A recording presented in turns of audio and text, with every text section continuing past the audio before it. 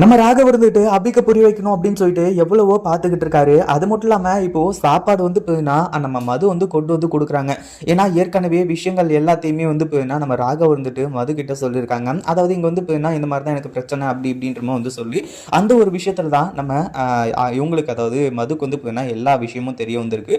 எதுக்காக வந்து போயின்னா நம்ம அபி இருந்துட்டு அவ்வளோ கான்ஃபிடென்ட்டோட அதாவது இங்கிருந்து போறது எல்லாமே ஓகே தான். ஆனா ராகவ் விட்டு பிரிஞ்சுட்டு அதுக்கப்புறம் எதுக்காக ராகவ் வந்து போயின்னா நம்ம கூட சேர்த்து வைக்கணும்னு நினைக்கிறாங்க அப்படின்ற ஒரு விஷயத்த புரிஞ்சுக்கிட்டாங்க. ஒரு பக்கம் நம்ம ராகவ் வந்துட்டு அபியை எந்த அளவுக்கு லவ் பண்றேன் அப்படின்ற ஒரு விஷயத்த சொல்லும்போது கூட வந்து இந்த இடத்துல எல்லாத்தையுமே தெளிவா புரிஞ்சுக்கிட்டாங்க. அது மட்டும் இல்லாம இப்போ இந்த விஷயத்தை எல்லாத்தையுமே மாத்தணும்னு சொல்லிட்டு அவங்க நினைக்கும் போது இங்க பல பிரச்சனைகள் வந்து ஓடிட்டு இருக்கு. அதுக்கு முன்னாடி வந்து இப்போ நம்ம மது இருந்துட்டு சாப்பாடு கொண்டு வந்து இப்போ வந்து ஆபீஸ்லயே நம்ம ராகவுக்கு கொடுக்குறாங்க. ஏன்னா ஏற்கனவே சாப்பிடாம இருக்காரு கொல்லாம இருக்காரு அப்படின்ற மாதிரி வந்து சொல்லி ஆனா இந்த ஒரு விஷயம் வந்து நம்ம அபிக்கு சுத்தமாவே பிடிக்கல. அவங்க பாட்டுக்கு வந்து புலம்பி தள்ளிட்டு இருக்காங்க.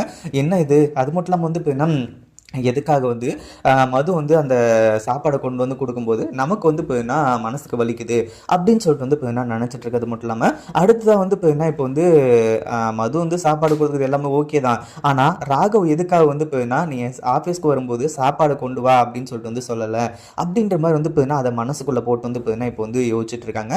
அடுத்ததாக வந்து போயின்னா இந்த லாவண்யா மாசென்று கொடுத்து ஏதோ நல்ல மாதிரியே பேசுகிறா. அதுக்கப்புறம் வந்து போயின்னா அதாவது நீ புலம்பிட்டது எல்லாமே நான் கேட்டேன். அது மட்டும் இல்லாமல் நீ எதுக்காக இவ்வளோ வந்து புலம்பி தள்ளிட்டு இருக்க, நீ என்னதான் நினைச்சாலும் உன்னால ஒண்ணுமே பண்ண முடியாது. ராகவ் உன்னை விட்டு போனது தான். அந்த மது வந்து ராகவுக்கு கரெக்டு. மது வந்து ராகவை கல்யாணம் பண்ணிட்டு சந்தோஷமா இருப்பாங்க. அதுக்கப்புறம் நீ கஷ்டப்பட போற அப்படின்றமா வந்து சொல்லிட்டு இருந்தாங்க. இதை கேட்ட உடனே வந்து இப்போ நம்ம அபி இருந்துட்டு எனக்கு கஷ்டமா அப்படி இப்படின்ற மாதிரி அவங்க ஒரு பக்கம் டைலாக் விட கடைசியில் வந்து இங்க இருந்து வீட்டுக்கு போனதுக்கு அப்புறமா நம்ம ராகவ் இருந்துட்டு அபி கிட்ட வந்து ஒரு வார்த்தை கேட்குறாங்க. என்ன அப்படின்னு பார்த்தீங்கன்னா சரி ஓகே இங்க எல்லாமே முடிஞ்சு கடைசியில் வந்து நம்ம ராகவ் வந்துட்டு மதுவோட கழுத்துல தாலியை கட்டுறாங்க. மதுவை வந்து பொண்டாட்டியை ஏத்துக்கிறாங்க அப்படின்னும் போது வந்து இந்த இடத்துல ஒரு சில பிரச்சனைகள் நடக்கும் இல்லையா.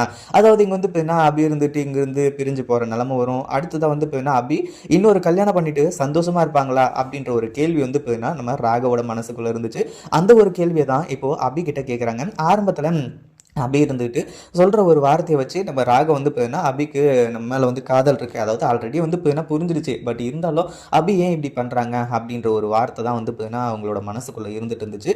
இப்போது நம்ம அபி இருந்துட்டு தாராளமாக நான்லாம் கல்யாணம் பண்ணுவேனே அப்படின்னு சொல்லிட்டு வந்து அதாவது இன்னொரு வாழ்க்கையை தேடிப்பேன் அப்படின்ற மாதிரி வந்து சொன்ன உடனே நம்ம ராகம் வந்து ரொம்பவே மனசுடைஞ்சு போயிடுறாரு. ஏன்னா அந்தளவுக்கு வந்து அவருக்கு கஷ்டங்கள் வந்து இருந்துட்டு இருக்கு.